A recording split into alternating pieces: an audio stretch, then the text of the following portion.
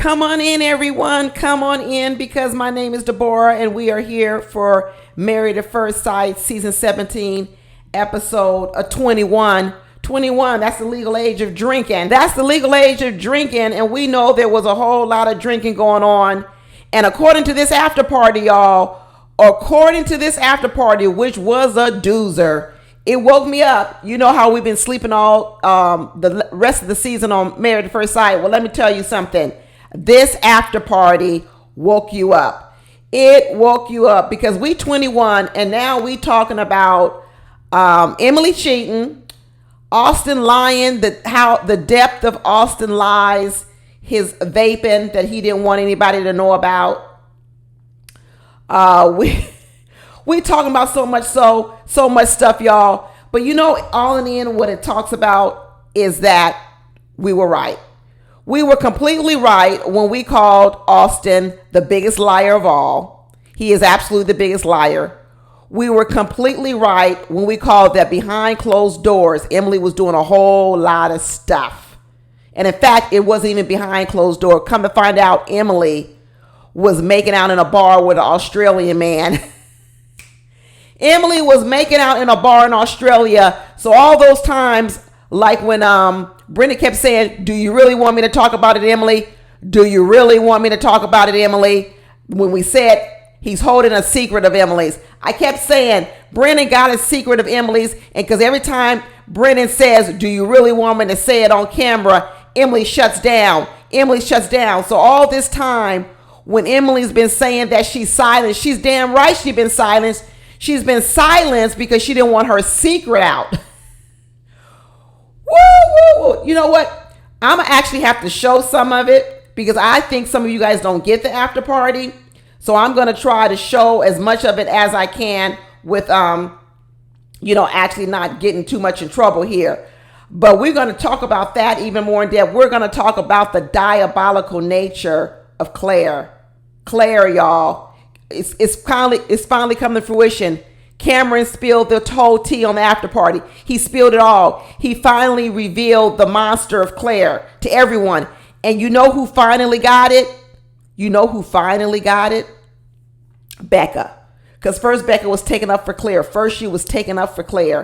Then Cameron stepped in and said, okay, let me tell you about the text that I really have. Not the text that she chopped up and fed you to manipulate you, Becca. See, Claire is so diabolical. What she was doing, she wasn't only not telling lies to these women, like I said last week, and we've been talking about. What Claire was also doing was she would take text messages from Cameron. She would chop them up, and then she would only feed the girls certain portions of the conversation. And Cameron was like, well, I got the full text. of the conversation, and the stuff you talking about, Becca, ain't true. And then when he dropped that little tidbit about Emily, let me tell you, Becca didn't have no comeback. She had zero comeback. She sat there in shock. In fact, what I believe these ladies found out and pieced it together. I don't think these women are friends anymore. I think Becca and Emily are friends. I do. But do I think that Becca, Emily, and Claire are friends? No. Because I think they know the truth about Claire now. I think the ladies finally wised up, but it's too late. They spent their whole season in a closet, in a shell, getting manipulated by Claire. Come to find out, Claire's manipulation started very, very early on. We already suspected. There were a lot of times when we were going back and forth trying to figure out who's the biggest liar. At least I know I was. I knew Claire started lying first. But there were several points of time during the season when I knew clearly that Cameron was lying. I knew he was lying, right? So a lot of times I'd be on Cameron. Well, he finally spilled the tea and he said, guess what, Auntie Deborah? You right. I was lying. We both been lying since the very beginning. So it was like some type of psychological thriller, y'all. I couldn't believe it. But you know what? I'm also about to be wrong about this Chloe and Michael thing. Looks like Michael gonna say no, y'all. I could already see it coming. Even Dr. Pia was on the show. She could see it coming. He gonna say no, and rightly so. I don't know too many people that want to be married to Chloe. Chloe want to live on a rescue farm with 300 goats, and she want 5 foster children running around. She's like, we got to get a big house. We got to get a big house with a big yard because we need to have all these animals running around, and we need 5 foster children. Chloe needs to marry an existing foster parent. Okay, not turn someone into one. She actually needs. I think it's a noble. Very good, Chloe. It's very noble. Very noble. Let me make sure I say that clearly. It's very noble, but I think it's a little bit too much to ask when you're talking about supporting a person's dream. To support this kind of dream, this is a big change. Like Michael said in the thing, I'm not scared of foster children, and I'm not scared of having a farm of rescued animals. I'm not afraid of it, but I am afraid of 5 of them, having to handle 5, having to raise 5. I am afraid of that when I've never done it. I never even raised one child. I've never really even been around children too much. I am afraid of 5. I'm afraid of, all these acres of animals. Yeah, I'm afraid of that. So he says it's not the idea that I'm afraid of. That's why I like Michael. Michael puts it in really good words. It's not the idea, but I'm afraid of the intensity and the veracity at which you want to approach this situation. That's what frightens me. And Michael, he said it real calmly, but inside he was already formulating his no one decision day. He was already formulating. Chloe is already kind of weird, y'all. She's kind of weird. I don't know what it is about how she communicates. It's an awkwardness. It's also sort of like a, I don't know. She says that she's a giver, but I think what happens is her effort, her desire to give, I think she doesn't understand how in a lot of ways it actually can turn into a situation with another person where it doesn't feel good to them. Imagine this. Imagine that you're giving so much to something that you enjoy, or even that needs help, like foster children or rescuing animals. But yet in that enormous giving, you actually tear apart your marriage. You see what I'm saying? So in one way, you are a giver. You're a giver to the children you're going to foster. You're a giver to the animals you're going to rescue.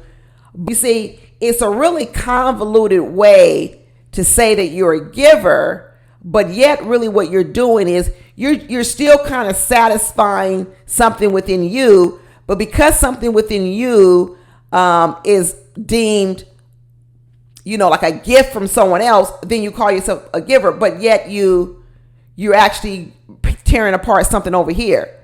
Chloe's quite, if we had more time with Chloe, if we really would have had more time with Chloe, I think I would have come to some really different conclusions on Chloe. I know we've been saying that Chloe is fake and Chloe is fake.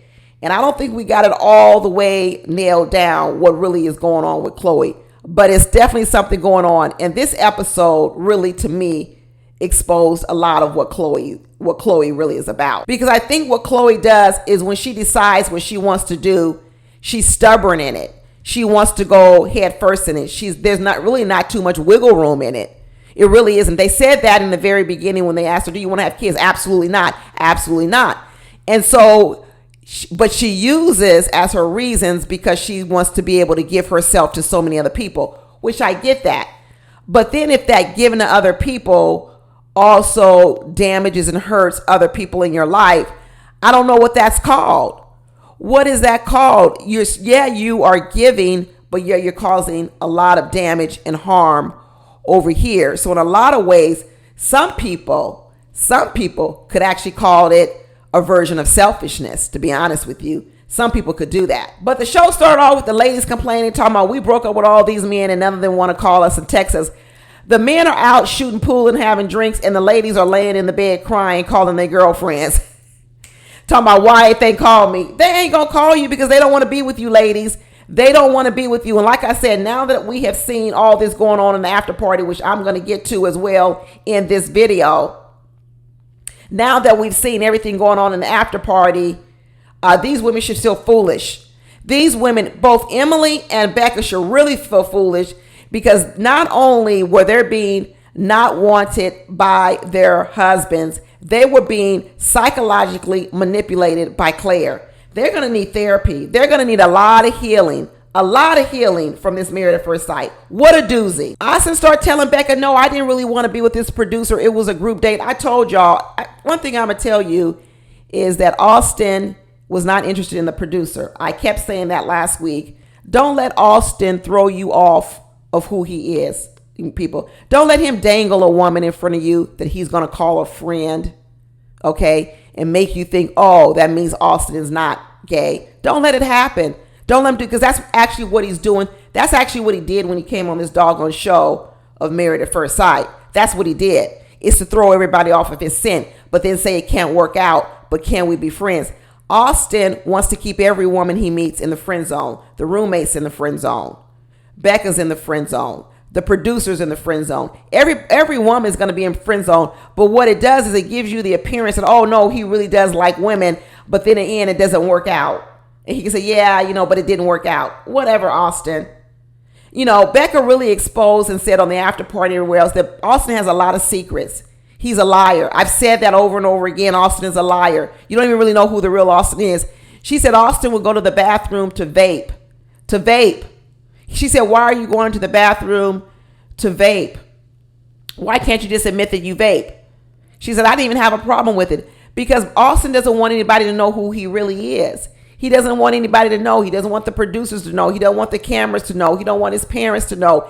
He wants to pretend he's someone else, and he's not. It starts with small things to large things. And that's what I'm saying. When you get comfortable lying about things, eventually you learn to lie about a lot of things. Austin is a liar. None of us know who really Austin is, but I do know one thing. Austin likes more than women. He does. And Becca has exposed and said he is a liar. He's lied up to her about so many parts of his life to her. Constantly, over and over. She should have spilled everything. She should have told it all because I already know who Austin is. He's up here crying on this show talking about he misses Becca so much and all this other kind of stuff. And he wish it could have worked out. What? So she could be your beard and you could keep saying you're friends, your best friends. Eventually it turns into a friendship. He does like Becca as a friend. I think he likes Becca. I think he has a level of love for Becca, right? I think all these things, but as a friend, not as a wife, not as a lover, not as a sexual intimate partner. None of it. You see how much junk Emily had when she had to move out? Another reason why I'm sure Brennan was turned off to Emily. Emily was junky. I saw it early on an early episode, her closet. They showed a pan view of their closet and it was junkiness. And now you see here that Emily was moving out on this day. And did you see how much junk she left behind? As an apartment owner with tenants who move out, that's horrendous that you left that apartment looking like that. So now we got to come in and clean up all this stuff. It looks like all of it was trash. It looked like she said, well, I don't want none of this, so you can throw it away. I'm not your housekeeper. You throw it away. I'm not your housekeeper. But Emily left all that junk behind, all that junk all over the floor, and she walked with it. Emily was a drunk. She was junky, and she's a cheater. But she's sitting up here trying to wonder why Brennan didn't want to be with her. She's junky, she's a drunk, and now we found out she's a cheater too, and we know she's also mean and nasty. Girl, Emily, you better look in the mirror. You better look in the mirror. Because, in terms of physical way, I think Brennan thought Emily was attractive. You saw Brennan when he went to the bar to get that drink with his friend. He was like, well, that bartender was cute. To me, she was a lesser version of Emily in terms of the looks. Emily looked a little bit better than her, but they had the same features, blonde hair. She had the same features as Emily. I think Brennan was physically attracted to Emily in the very beginning. I do. I don't think it was that. I think it became other things. I think I said it became the mouth. It became the drinking. And then it became all this junkiness. She was junky. That's the stuff that turned off Brennan because I think physically he liked what he saw when he saw it the first time. But once he got to know her, he didn't like nothing about it. Nothing. He talked about the time Emily told him, hey, why don't you turn off, when he asked her to delete that cam video. He said, yeah, it did happen. He said it happened because she was wailing on him, talking about how he's controlling this. Because I do think Brennan is controlling. And I think in the beginning, Brennan was trying to control Emily because I think he wanted Emily to be a different person. I do. I think he was trying to change Emily to be a different person because, like I said, I think he liked Emily, the physical appearance of Emily. He liked what Emily was on paper. She looks good on paper. She's ambitious, right? She's pretty. She had a good job. She was ambitious, all these things. He liked her on paper, but when he saw her in the full flesh, in terms of the drinking, the junkiness, her nasty attitude, her not being able to self-reflect, he was turned off. And I think that he tried to control her and change her. I think he tried to mold her into the woman he wanted her to be, and that ain't who Emily is. You ever try to get a drunk to stop drinking? You ever try to get a wild woman to stay in the house? You ever try to get a junkie person to clean up the house? You ever get a person who likes to go out and make out with strange, random men that they don't know to stop doing it? Emily had too many bad habits and bad ways, and Brennan was trying to control her and change her and control her look, control what she did, control what she said, and it was too much. It was absolutely too much. And Emily felt controlled, and he was trying to control her. And that's what Brennan ought to say. Brennan really should just say, you know what, I was trying to control her because she was out of control. She was drunk, a junkie. She was a drunk. Her mouth was wild. She had a promiscuous behavior, making out with strange random men in a bar that she doesn't even know, and she's married. She was doing it at the bachelorette party when she was about to get married. She was doing the same thing. She was wild there. He says a lot of things I was trying to change about Emily, and I became controlling over it. And I finally realized I can't change what I can't change, and I just let her go. That's what he should have said. He should have let her go, release her back into the wild, which is where she wants to be. And then we had to suffer through some more scenes with Orion and Lauren. And Lauren over here still talking about, do you want to be with me? Do you want to be my man? You want something more than friendship? What is Lauren doing? I think what Lauren is doing is all for the cameras because she was rejected. And now Lauren is on a mission to let all of you guys know, all of us know, that she's desired. I told you guys very early on that Lauren had this fakeness to her that just drives me freaking crazy. It drives me, it's her fakeness in her speech. And I'm going to tell you what, right now, everybody's thinking, wow, she must have really, really low self-esteem to still be talking about entertaining Orion. A part of it, I'm going to tell you, I think is for the cameras. A part of it is so that she doesn't go off into the sunset as the woman that was rejected. She's now focused on, let me try to show everybody that Orion really does like me. But in the end, she won't choose him. Because remember, all the other ladies got to say no to their husbands. Their husbands did them wrong. And they got the benefit of, when they got to decision day, they got the benefit of giving their power and saying no. But Lauren was cheated from that. Well, she wasn't really cheated. She just took a different route. It was Orion who said no to her. Because remember, Orion was the only one that did different than the men. He said, no, I'm not going to play these games. I'm just going to tell her right up front I really don't like her. So he said no, which meant she was the one left being rejected. Part of me believes that this little thing of Lauren and Orion has nothing to do with Lauren really liking Orion. I don't believe it.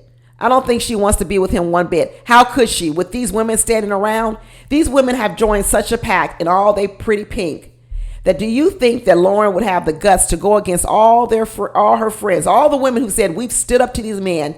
Do you think Lauren would really have the ability to stand up to all these women and say, yeah, now I'm going to get back with Orion? No. What Lauren is doing is trying to exact revenge on Orion. These women have joined a pact that we are going to destroy these men. We're going to get back at them for what they did to us. Even Cameron talks about what Claire said, that Brennan has to pay. I'm telling you, it's juicy, y'all. It's juicy. In fact, I don't think I'm going to do it in this video. I'm going to do a whole separate video for the after party for y'all. A whole separate video. Because this one's already getting kind of long. But in that, I'm going to talk about it even more. So you're going to have to come back for part 2. You got to come back for part 2. But what I am going to say is that this is all an act of Lauren. Lauren is setting up Orion so that she can set him up for the great big fall so she can be part of the ladies too. I told you.